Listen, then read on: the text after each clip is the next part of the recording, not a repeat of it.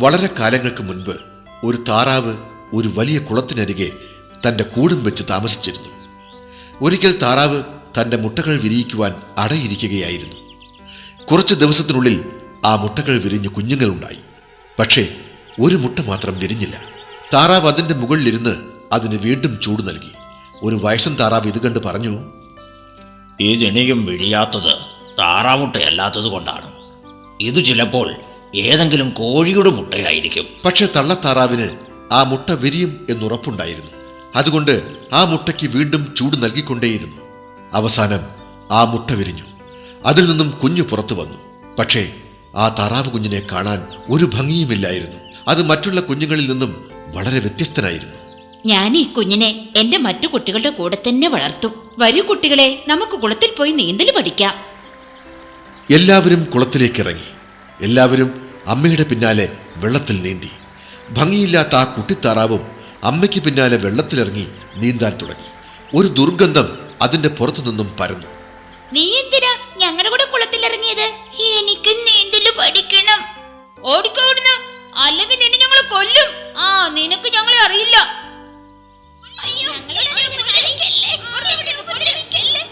മറ്റു കുട്ടിത്താറാവുകൾ അവരുടെ കൊക്കുകൊണ്ട് ഭംഗിയില്ലാത്ത താറാവ് കുഞ്ഞിനെ കൊത്താൻ തുടങ്ങി. അതിന്റെ കുഞ്ഞു ചിറകുകൾ കൊഴിയാൻ തുടങ്ങി. പാവം താറാവ് കുട്ടി അവിടെ നിന്നും ഓടി ഒളിച്ചു. ഞാൻ ഇവിടുന്ന് പോകുന്നത് നല്ലത്, അല്ലെങ്കിൽ ഇവരെല്ലാം കൂടി എന്നെ കൊല്ലും. ഞാൻ മാത്രം എന്താ ഇങ്ങനെ ഭംഗിയില്ലാതെ ജനിച്ചത്? ചത്താ മതിയായിരുന്നു. പാവം ഭംഗിയില്ലാത്ത താറാവ് കുട്ടിക്ക് മനസ്സിലായി എല്ലാ ജീവജാലങ്ങളും അതിന്റെ അടുത്തു നിന്നും അകന്നു പോവുകയാണെന്ന്. തവളകൾ പോലും ഓടി അകലുകയായിരുന്നു. എന്തിനാ ഓടുന്നത്? ഓടല്ലേ. എന്തിനാ എല്ലാവരും എന്നെ ഒറ്റപ്പെടുത്തുന്നത്? ഞാൻ പാവല്ലേ. ഒരു ദിവസം അലകളില്ലാത്ത കുളത്തിൽ താറാവ് കുട്ടി സ്വന്തം പ്രതിബിംബം കണ്ടു. എന്നെ കാണാൻ ഭംഗിയില്ലാത്തത് കൊണ്ടാ എല്ലാവരും എന്നെ കാണുമ്പോ ഓടുന്നത്. ഞാൻ വികൃത രൂപിയാ, വികൃത രൂപി. ഭംഗിയില്ലാത്ത താറാവ് കുട്ടി കോഴിക്കുഞ്ഞുങ്ങൾക്കിടയിൽ പോയി നിന്നു. എന്നാൽ കോഴികളും അവളെ അംഗീകരിക്കാതെ കൊത്തി ഓടിക്കുകയാണ് ചെയ്തത്.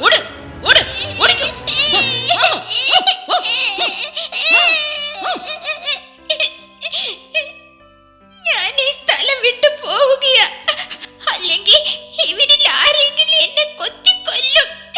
ഞാൻ എവിടേക്കാ പോവാ? ദിവസങ്ങൾ കഴിയും തോറും താറാവ് കുട്ടി വലുതായി. അവളുടെ ഉള്ളിന്റെ ഉള്ളിൽ ആ സങ്കടവും വലുതായിക്കൊണ്ടേയിരുന്നു. അവസാനം അവൾ തന്റെ അമ്മ താറാവിനോട് യാത്ര പറഞ്ഞ് ആ സ്ഥലം വിട്ടു പോകുവാൻ തീരുമാനിച്ചു. അമ്മേ, ഞാൻ ഇവിടെ നിന്ന് എങ്ങോട്ടെങ്കിലും പോവാ. എന്നെ ആർക്കും ഇഷ്ടമല്ലമ്മേ. ഇത്രയ്ക്കും വലിയ ലോകത്തിൽ എവിടേക്കാണ് കുട്ടി നീ പോകുന്നത്? എനിക്ക് സമാധാനം കിട്ടുന്നിടത്തേക്ക് ഞാൻ പോവുക അമ്മേ. ഞാൻ പോവുക. നല്ലത് വരട്ടെ മകളെ. പക്ഷേ ദൗർഭാഗ്യം ആ താറാവ് കുട്ടിയെ വിട്ടൊഴിഞ്ഞില്ല. കാട്ടുതാറാവുകൾക്കും അരയന്നങ്ങൾക്കും ഒന്നും അവളെ ഇഷ്ടമായില്ല. അവളെ കണ്ടാൽ അവ ഓടിച്ചിട്ട് കൊത്തുകയായിരുന്നു പതിവ്. എന്നെ ഒന്നും ചെയ്യല്ലേ. ഈശ്വരൻ എന്നെ വികൃത രൂപിയാക്കി സൃഷ്ടിച്ചതിന് ഞാൻ എന്ത് ചെയ്യാനാ? ഈ ശബ്ദം എന്താ? അയ്യോ, എന്റെ പിന്നാലെ ആരാ വരുന്നത്? അയ്യോ, ഒരു നായ. അയ്യോ, അതെന്നെ തിന്നാൻ വരികയാണെന്ന് തോന്നുന്നു. അയ്യോ. ആ നായ താറാവിന്റെ അടുത്തെത്തി. വികൃതരൂപിയായ താറാവിനെ കണ്ടപ്പോൾ അത് അതിന്റെ യജമാന്റെ അടുത്തേക്ക് തിരിച്ചുപോയി. അയ്യോ, ഈ നായ ഒരു പാവാ, ദയാലുവാ. അത് പോയല്ലോ. ഇനി എനിക്ക് മുന്നോട്ട് പോവാം. കുറച്ചു ദൂരം ചെന്നപ്പോൾ ഭംഗിയില്ലാത്ത ആ താറാവ് കുട്ടി ഒരു കുടിൽ കണ്ടു. അവൾക്ക് വളരെയധികം വിശക്കുന്നുണ്ടായിരുന്നു. അവൾ ആ വാതിൽ മുട്ടി.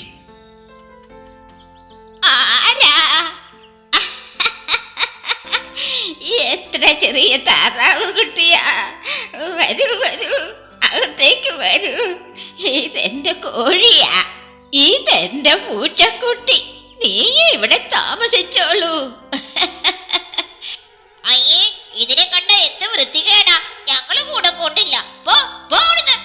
ഈശ്വര, ഇവിടെയും ദുർഭാഗ്യം എന്നെ പിന്തുടരുകയാണല്ലോ.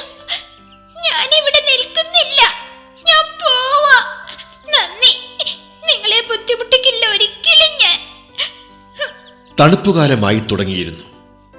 താറാവുകുട്ടിക്ക് താമസിക്കുവാൻ ഒരു സ്ഥലവും കിട്ടിയില്ല.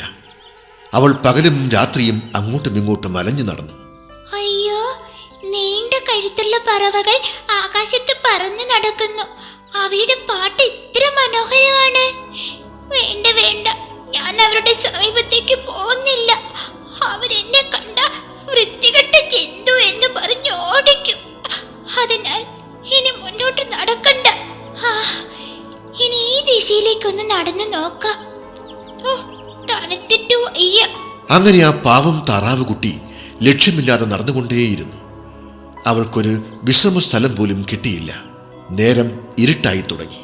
അവൾക്ക് വിശപ്പും ക്ഷീണവും കൊണ്ട് തല കറങ്ങുവാൻ തുടങ്ങി. അവൾ ഒരു കുളക്കരയിൽ മയങ്ങി വീണു. ഒരുപാട് സമയം കഴിഞ്ഞു. ആ വഴി വന്ന ഒരു കർഷകൻ അവളെ കണ്ടു. എന്താണ് ഇവിടെ കിടക്കുന്നത്? ഓ, ഇതൊരു താറാവൻ കുട്ടിയാണല്ലോ. ഇതിന് വീട്ടിൽ കൊണ്ടുപോവാം. അമ്മേ, ദേ അച്ഛനൊരു താറാവുകുട്ടിയായിട്ട് വന്നിരിക്കുന്നു. ഞാൻ ഈ താറാവുകുട്ടിയായിട്ട് കളിക്കാൻ പോവാ. വേണ്ട വേണ്ട, നമുക്കിതിന് വറുത്ത് കഴിക്കാം. നല്ല സ്വാദായിരിക്കും. അയ്യോ, ഇവിടുന്ന് ഓടി പോകുന്ന നല്ലത്. അല്ലെങ്കിൽ ഇവരെന്നെ കൊന്നു തിന്നും. ഇവിടെയും എനിക്ക് സമാധാനം കിട്ടിയില്ലല്ലോ. ഓടുന്ന വഴിക്ക് താറാവുകുട്ടി മേശപ്പുറത്തിരുന്ന പാത്രത്തിൽ തട്ടി. ആ പാത്രം താഴെ വീണു പൊട്ടി. കണ്ടില്ലേ അച്ഛാ, അതാ പാത്രം പൊട്ടിച്ചു. എവിടെ വടി? അതിന് ഇപ്പൊ കൊല്ലണം. ആഹാ, എന്താ നീ കാണിച്ചത്?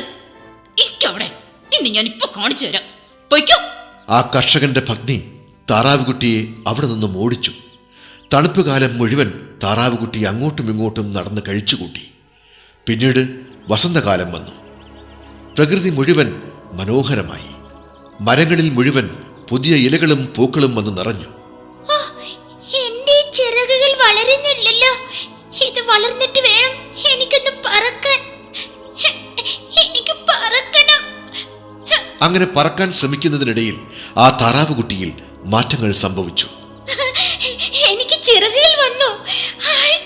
ഞാനൊരു മനോഹരമായ അരയന്നമായി മാറിയിരിക്കുന്നു. എനിക്കിപ്പോ പറക്കാം. അങ്ങനെ അവൻ പറക്കാൻ തുടങ്ങി. പോകുന്ന വഴിയിൽ ഒരുപാട് താറാവുകൾ നീന്തിക്കളിക്കുന്ന ഒരു തടാകം അവൻ കണ്ടു. ഇവിടെ ഇറങ്ങാം. നോക്കൂ നോക്കൂ, ഭംഗിയില്ലാത്ത താറാവ് തിരിച്ചു വന്നിരിക്കുന്നു. ഇത്രയും നാൾ ഇവൻ എവിടായിരുന്നു? നീ എങ്ങനെയാ ഇത്രയ്ക്ക് സുന്ദരനായ ഒരു അരയന്നമായി മാറിയത്? പക്ഷേ ആ അരയന്നത്തിന് അവൻ എങ്ങനെയാണ് ലോകത്തിലെ ഏറ്റവും സുന്ദരനായ പക്ഷിയായത് എന്ന ചോദ്യത്തിനുള്ള ഉത്തരം മാത്രം അറിയില്ലായിരുന്നു.